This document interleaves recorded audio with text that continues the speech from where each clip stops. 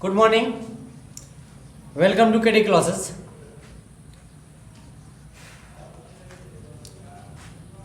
आज हम लोग डिस्कस करेंगे क्लास 12 का बायोलॉजी और चैप्टर ये तीसरा है।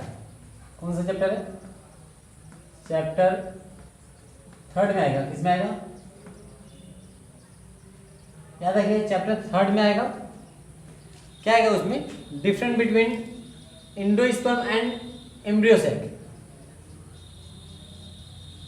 यानी आपका डिफरेंट बिटवीन एंडोस्पर्म और एम्ब्रियो सैक। आज हम कुछ लोग अंतर के बारे में जानेंगे। What is the different. हमने पूरा इस चैप्टर को पढ़ा दिए, समझा दिया आपको। आज हमने कुछ कॉमन चीज़ों को डिफरेंट जानेंगे, उसमें क्या क्या अंतर होता है, कैसे आप जानेंगे वो चीज़ें। और अंतर आसानी से लिख सकते हैं अगर उसके बारे में आप जान रहे हैं तो। जैसे पढ़ाया गया था आपका भ्रूकोष क्या होता है और भ्रूकोष क्या होता है, यानी एंडोस्पर्म और एम्ब्रियो सैक के बारे में बताया गया था।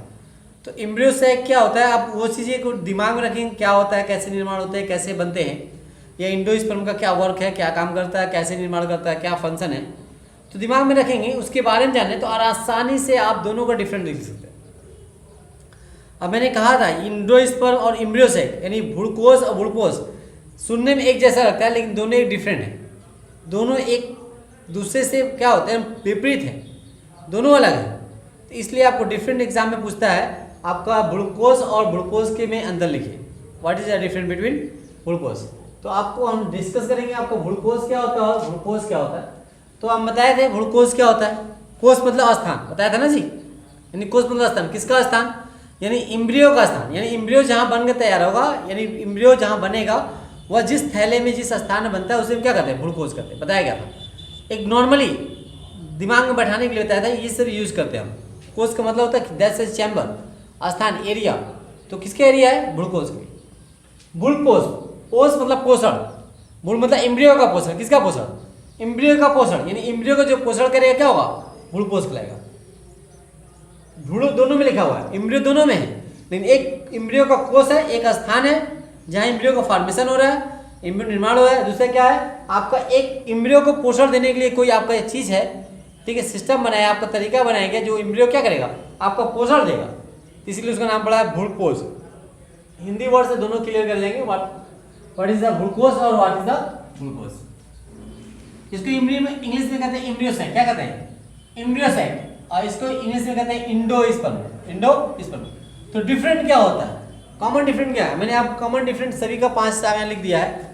वो 5 डिफरेंट आपको मैंने ब्लैक बोर्ड पे लिख दिया है, जिसको हम बेसिक चीजें आपको जानेंगे बहुत क्लियरिटी से। देखिए आपका भ्रूकोष जो होता है अवगुणित होती है। क्या? एक अवगुणित संरचना है। क्या? अवगुणित संरचना। फॉर्मेशन कैसा है? अवगुणित संरचना है, याद रखिएगा। अवगुणित संरचना क्यों है? क्योंकि हमने जब पढ़ाया था development of the megaspore, development of megaspore, megasporogenesis. तो मेगास्पोरोजेनेसिस जो पढ़ाया था, तो मेगास्पोरोजेनेसिस आपका डिप्लॉयड अवस्था होने के बाद हैप्लॉयड होती है, यानी द्विगुणित से अवगुणित बनता है। आपका ये अवगुणित बनाने में क्या होता है? आपका डेवलपमेंट ऑफ एम्ब्रियो करता है। तो एक देखा जाए क्या अवगुणित, यानी आपका पहले मेगास्पोर से का फॉर्मेशन होगा, तो अवगुणित मतलब क्या होगा? आपका जहां गुणसूत्रों की संख्या आधी हो जाए, यह एक अवगुणित संरचना है। क्यों हमने अवगुणित संरचना कहा? एन क्यों कहा? हैप्लॉयड क्यों कहा? इसलिए कि गुणसूत्र जो होंगे आधे हो जाते हैं। मान लीजिए किसी की बॉडी में गुणसूत्र कितना है? 20 है, लेकिन एक मान लीजिए आपका स्पोर है, एक आपका स्पोर है जिसमें गुणसूत्र कितने हैं? 20 है। 20 गुणसूत्र है, लेकिन अब क्या हुआ, जब आपका फॉर्मेशन हो रहा है, एक थैले के चेंबर का फॉर्मेशन हो रहा है, तो चेंबर फॉर्मेशन में क्या हुआ? आपका ये 1 से 2 फॉर्मेशन हुआ, तब जाकर ये आपका कन्वर्ट हुआ। तो आपका क्या हो रहा है? 10 इसमें हो गया, 10 इसमें हुआ, है ना जी। अर्धसूत्री विभाजन हो रहा है। अर्धसूत्री विभाजन होने के बाद क्या होगा? आपका मेगास्पोर का फॉर्मेशन होता है, बताया ना जी। 4 मेगास्पोर बनते हैं, 3 आपका डिजेनरेट हो जाता है, 1 बचता है। तो एक जब बनने से बनता है वही क्या करता है? कन्वर्ट होता है। तो आपका कन्वर्ट क्या हो रहा है? एक जो बच रहा है वो क्या? हैप्लॉयड अवस्था में। किस अवस्था में? हैप्लॉयड। इसीलिए कहते हैं क्या होता है? ये आपका हैप्लॉयड है। क्या होता है? भ्रूकोष क्या होता है? हैप्लॉयड होता है। क्या होता है? हैप्लॉयड संरचना होती है। जबकि भ्रूकोष क्या होगा? ये आपका त्रिगुणित संरचना होती है। यहाँ मैंने लिखा नहीं है, ब्रैकेट में आप लिखेंगे यहाँ पर 3n। क्या लिखेंगे? 3n। त्रिगुणित के बाद 3n, यानी ये कैसी संरचना है? त्रिगुणित संरचना है। क्यों? क्योंकि आप जानते हैं इसका निर्माण क्या होगा? आपका द्वितीयक केंद्रक होता है, जिसमें आपका 2n होता है। आप किससे होगा? नर युग्मक से मिलना होगा।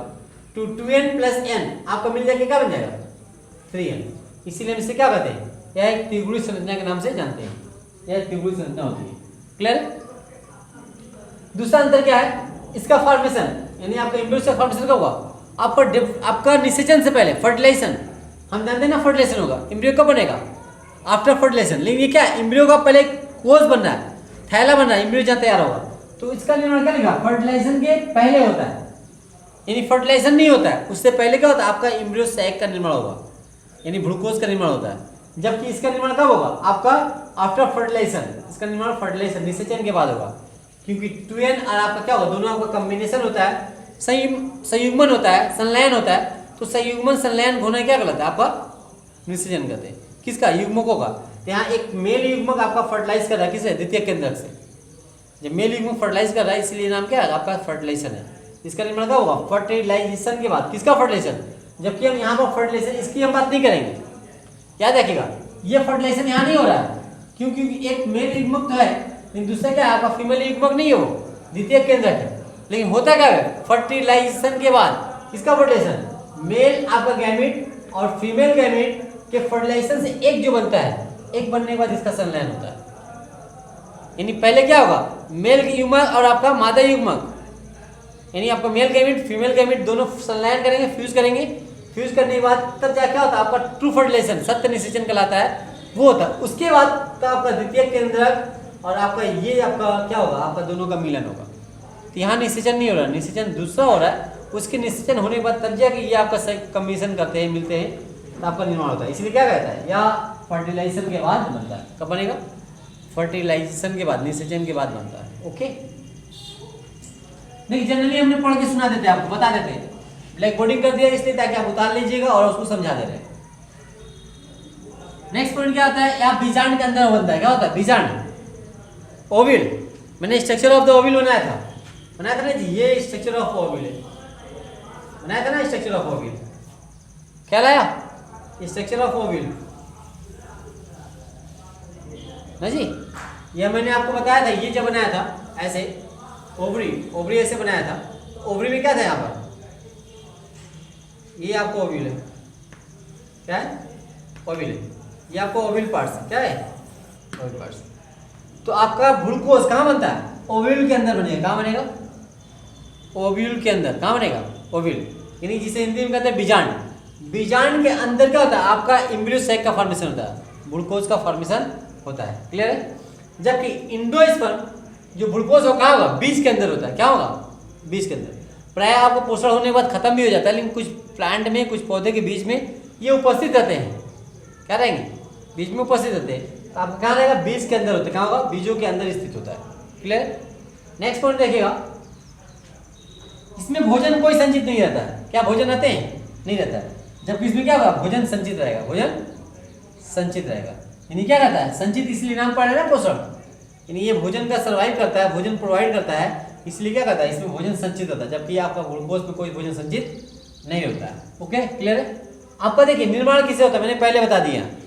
ग्लूकोज का निर्माण क्या होगा, आपका मेगा स्पोर से होता है। किससे होता है, इसका निर्माण मेगा स्पोर से होता है। इसका ग्लूकोज का निर्माण मेगा स्पोर डेवलपमेंट करेगा और शुद्ध विभाजन होगा, 4 आपको बनाएगा, ना जी, 4 मेगा स्पोर बनते हैं। जो 4 मेगा स्पोर बनेगा उस पर 3 डीजनरेट हो जाएंगे, एक आपका डेवलपमेंट करके एम्ब्रियो सैक का निर्माण करेगा। तो मेगा स्पोर से इसका फॉर्मेशन होता है। जबकि इसका निर्माण कैसे होगा, द्वितीय केंद्रक और आपके नर युग्मक के संलयन से, यानी द्वितीय केंद्रक नर युग्मक के संलयन से इसका निर्माण होता है। किसका, ग्लूकोज का। ओके, बात समझ आई? और भी कॉमन डिफरेंट लिख सकते हैं, उसमें क्या क्या पाया जाता है, इसके अंदर क्या क्या उपस्थित होता है और इसके अंदर क्या क्या उपस्थित होता है लिख सकते हैं। जैसे ग्लूकोज के अंदर क्या होगा, हमने पढ़ाया था ना जी, इसके अंदर क्या होगा, आपका एंटीपोडल सेल होते हैं। प्रतिमुख कोष क्या होती है ना जी, आपका द्वितीय केंद्र होता है जिसे पोलर न्यूक्लिया कहते हैं। पोलर न्यूक्लिया उपस्थित होता है, राइट। आपका अंड कोश क्या उपस्थित होती है कि नहीं होती। जबकि आपका एंडोस्पर्म के अंदर, ग्लूकोज के अंदर कुछ ऐसा संरचना नहीं उपस्थित होती है, ऐसी कोई संरचनाएं नहीं पाई जाती है। ठीक है, ये चीज सिर्फ पोषण पदार्थ पाया जाता है, पोषक पदार्थ पाया जाता है। ओके, ये हो गया different between endosperm, embryo sac and endosperm, यानी ग्लूकोज और ग्लूकोज में अंतर क्या होता है। प्लीज इसको आप नोट कर लीजिए, उतार लीजिए, ठीक है। और दूसरा डिफरेंट बताते हैं। ओके,